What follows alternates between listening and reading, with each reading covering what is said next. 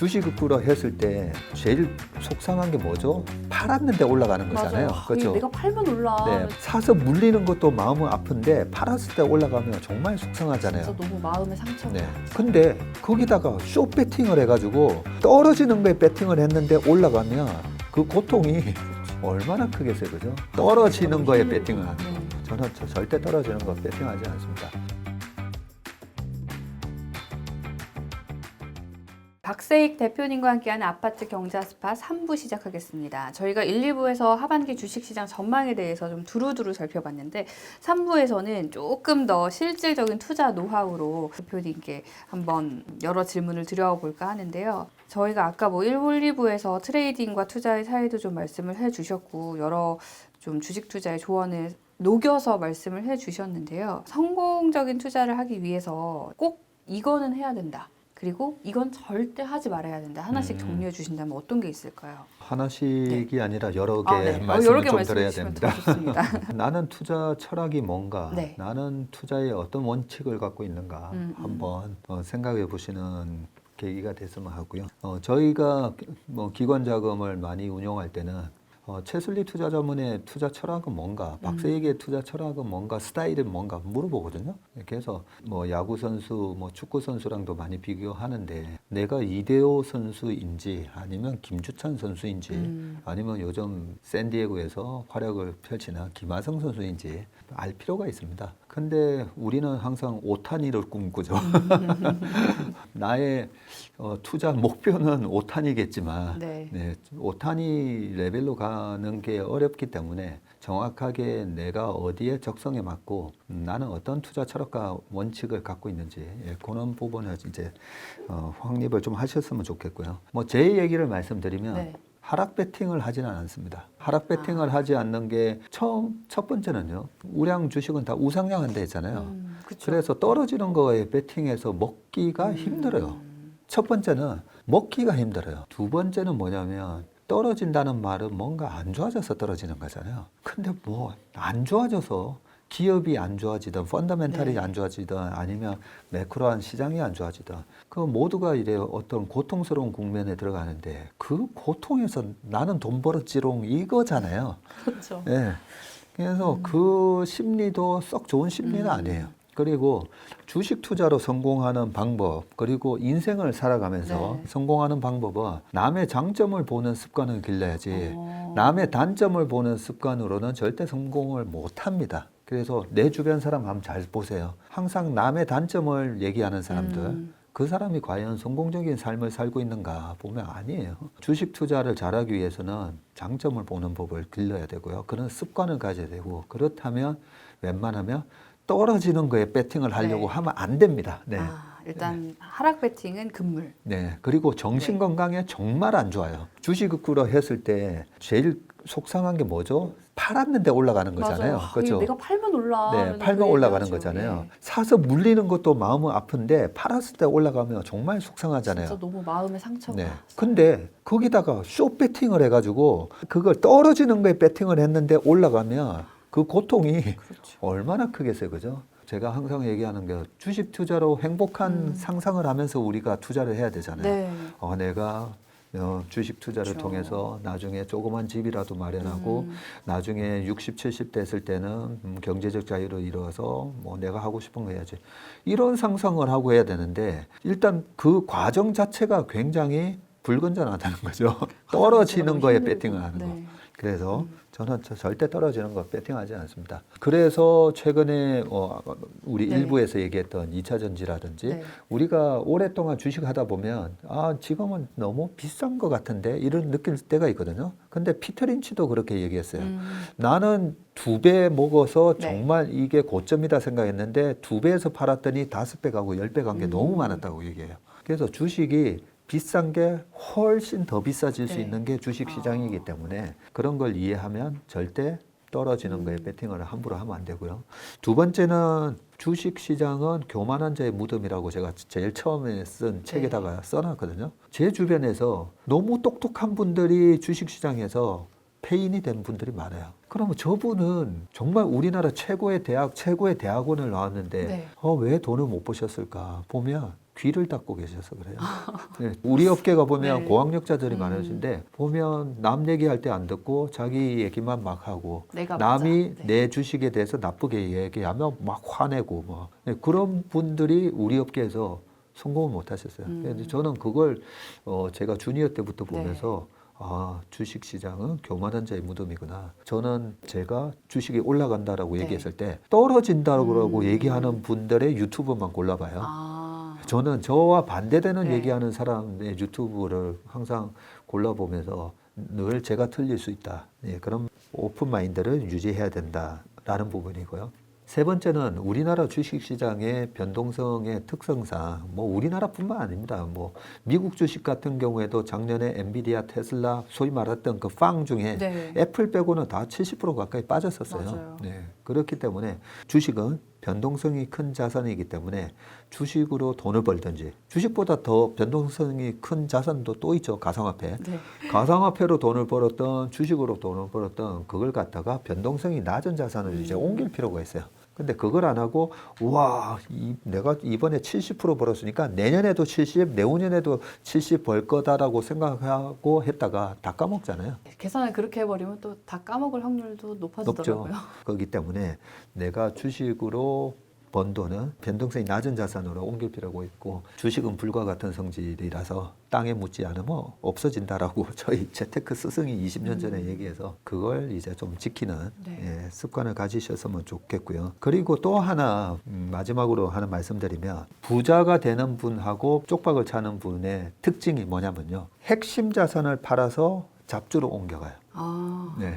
지켜야 될 걸 지키지 않고 네. 원래는 까지로 가는 정확하게 건데. 이걸 저희 쪽 용어로는 코어 에셋이라고 해서 핵심 자산 그리고 코어 주변을 이렇게 있는 우리가 주변주 그걸 갖다가 세틀라이트라고 네. 위성이라고 표현을 하는데 이 코어 에셋과 세틀라이트 에셋 주변 자산을 가지고 어떻게 매매를 해야 되냐면요. 그 전 세계에서 가장 큰 부동산 펀드를 운영하는 브룩필드 자산운용이라고 IFC를 네. 소유하고 있었었죠. 그 브룩필드 자산운용의 CEO도 똑같은 얘기를 합니다. 우리는 경기가 좋을 때 주변 부동산으로도 돈을 벌지만 이제 경기가 꺾이고 어느 정도 한 2, 3년 동안 돈을 못 벌겠다고 하면 핵심 자산을 파는 게 아니고요. 그냥 주변 부동산을 판대요. 주변 부동산을 팔아서 핵심을 더 산다는 거죠. 부동산도 한번 잘 생각해 보세요. 핵심을 도심에서 자꾸만 바깥으로 이사를 갔다라고 생각해 보세요. 서울을 예를 들면 네. 서울에는 강남에 있는 그쵸. 집이 비싼 거 아니야 해서 팔아가지고 자꾸만 외곽으로 갔다라고 생각하면 그런 얘기를 하시더라고요. 외곽으로 가면 다시 못 돌아와. 맞아요. 저도 많이 들었어요. 네, 그런 얘기 하죠.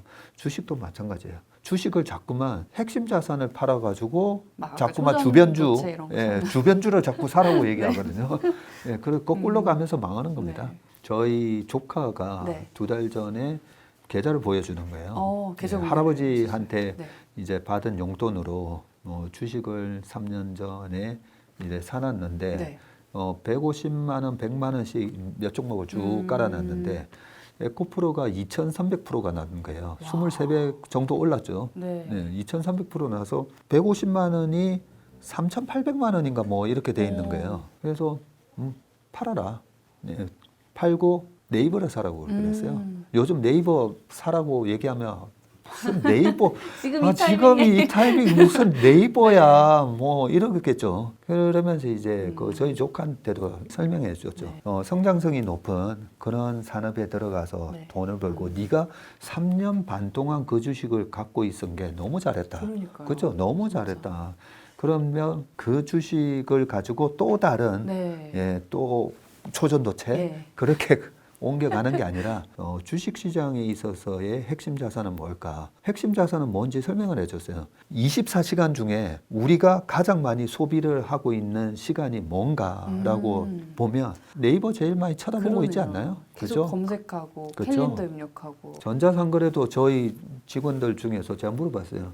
전자상거래 뭐 이용하냐니까 네이버 페이 때문에 뭐 맞아요. 네이버에 들어가 있는 그 누적된 포인트 포인트 줘요. 그거 사면. 거기서 못 빠져나온다고. 맞아요. 계속 그거 해야 된다고. 그러면 이번에 챗GPT나 이런 걸로 혹시 네이버에 그런 검색이 이제는 챗GPT AI로 가면서 이제 그쪽 안 쓰는 거 아니에요? 이런 우려감 때문에 이번에 15만 원까지 빠졌던 거거든요. 이번에 네이버가 발표한 하이퍼클로바 X를 보면서 보는 거죠. 최수연 사장이 뭐라고 얘기하나 봤더니 지난 2월 달에 굉장히 자신감 있는 얼굴로 이렇게 얘기하죠. 저희가 만드는 이 생성형 AI는 한글 데이터가 챗GPT보다 6,400배가 더 많아요. 거기서 이제 그렇겠구나. 그러면 네이버에서도 구글 검색하다가 다시 네이버 들어와서 검색하듯이 결국은 이 시장도 네이버가 국내에서는 계속 꽉 잡고 가겠구나. 뭐 그런 생각도 하고 하지만 실적 체크해야죠. 예, 1분기, 2분기. 아니 말은 그렇게 해놓고 실적 쇼크 날 수도 있잖아요. 그래서 봤더니 2분기 사상 최대 분기 실적. 뭐 이렇게 하면 그게 이제 핵심 자산인 거죠. 핵심 자산의 특징은 경기가 아주 좋거나 아주 안 좋아도 어느 정도 안정적인 캐시 플로우가 나오는 걸 우리가 블루칩이라고 하잖아요. 그런 블루칩 기업으로 번 돈을 옮겨 놓는 거예요. 그런 개념으로 주식을 투자를 하시면 된다. 그런 원칙을 갖고 마지막 하나 더 말씀드려야 되겠네요. 그러면 왜 조카 보고 에코프로를 팔라고 했냐면요. 제 원칙 중에 하나인데 PBR이 10배가 이상 되면 저는 안 해요.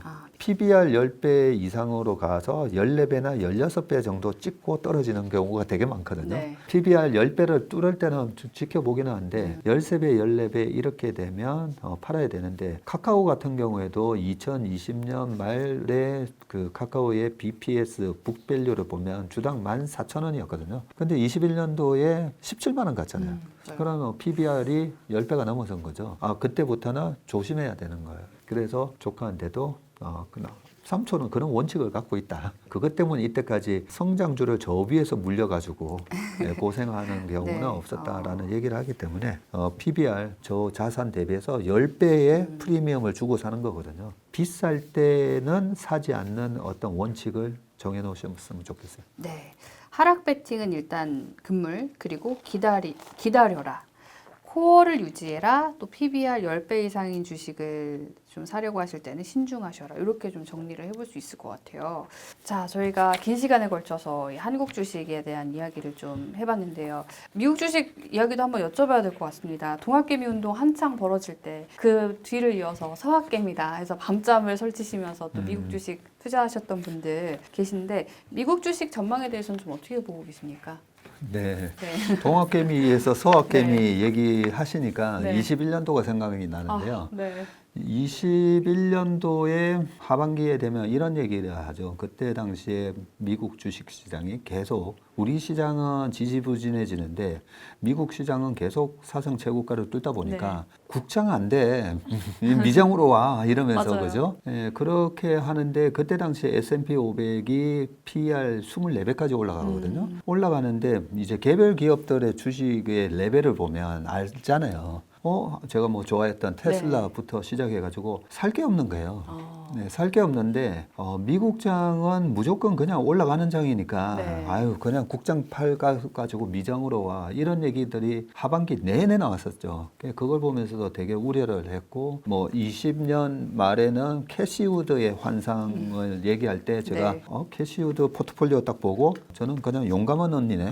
네, 아니 이런 주식을 이 가격에 마구마구 사고 있는 참 용감한 언니네. 저는 그렇게 생각한다라고 말씀을 드렸듯이 21년도에도 무조건 미국장은 계속합니다. 이런 거는 정말 우리가 주식 투자하면서 내가 산 주식은 무조건 갑니다. 이 정말 조심해야 돼요. 예, 그런 분위기가 무르익었을 때 정말 조심해야 되고요. 그러고 나서 70%씩 빠졌다 했잖아요.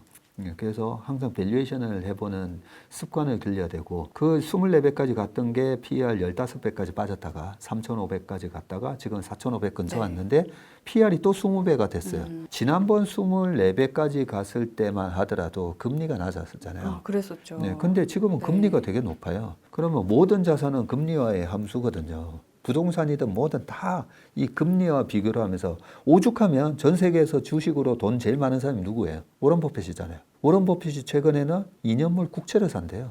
2년물 국채를 산다고. 워런 버핏이 애플 제일 많이 들고 있잖아요. 애플을 사야지. 네, 근데 애플을 언제 샀냐면 작년에.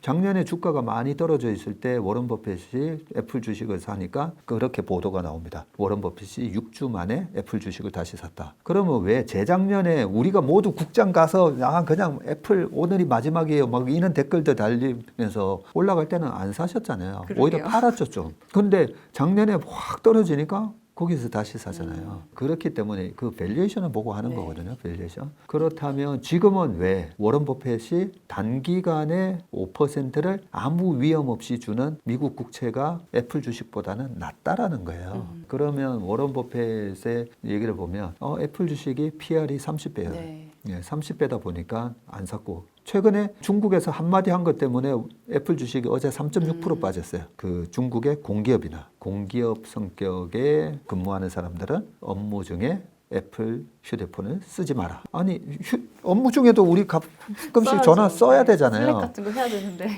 그 말은 네. 애플 사지 마라는 얘기잖아요. 그러면 이번에 애플 15 아이폰 15가 나오는데 15 나오기 딱 일주일 전에 그 얘기를 한 말은 사지 마라는 얘기. 찬물 끼얹는 거. 찬물 끼우는 거죠. 그런 이유로 주가가 빠지긴 했는데 사실은 뭐 그 이유 상관없이 다시 주가는 회복할 겁니다. 근데 왜 그런 뉴스에 주가가 빠지냐면 비싼 영역이었기 때문에 빠진다는 거죠. 비싼 영역이니까 딱 빠지는데 워런 버핏이 안 사니까. 그렇죠? 네, 그런 식으로 네. 우리가 항상 밸류에이션을 체크를 해야 되고 지금은 금리 수준에서는 네. 4,500 수준은 계속 부담스러운 지수대다. 그러면 금리는 언제 빠질 거냐? 요게 이제 예. 핵심인데 지금 채권에 투자한 분은 3년 내내 지금 손실을 보고 있어요. 채권에 투자해가지고는 손실 보기 힘들잖아요. 그죠? 안전하고 그런 자산으로 많이들 생각하시는데요. 근데 네. 지금 미국 국채 10년물을 샀으면 2021년도에 금리가 쭉 올라오면서 마이너스 4.4% 손실 났어요. 그리고 작년에 금리가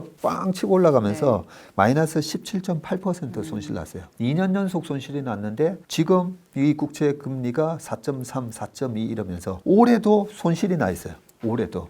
그러면 1928년 이후로 미국의 거의 100년 역사에 채권이 3년 연속 손실 난 적은 한 번도 없어요. 그렇다면 확률적으로 지금 손실이 나 있는 거는 그래도 연말 되면 그래도 플러스로 돌아서 끝나겠구나라고 저는 생각하고요. 플러스로 돈다는 말은 뭐죠? 금리가 떨어진다는 얘기죠. 네. 금리가 떨어져야 채권 가격이 올라가는 거니까. 그래서 저는 10월 이후로 항상 미국의 주식 시장이 또 좋아요. 네, 10월 이후로 좋고 그 이유가 뭐가 될까? 11월 달에 금리 인상하지도 않을까라는 그 우려감이 10월, 11월로 지나면서 뭔가 물가 지표가 좋게 나오든 고용이 좀 안 좋게 나오든 금리 인상에 대한 두려움이 없어지고 금리도 떨어지고 주가도 올라가는 그런 모멘텀이 나오지 않을까라는 생각 때문에 네.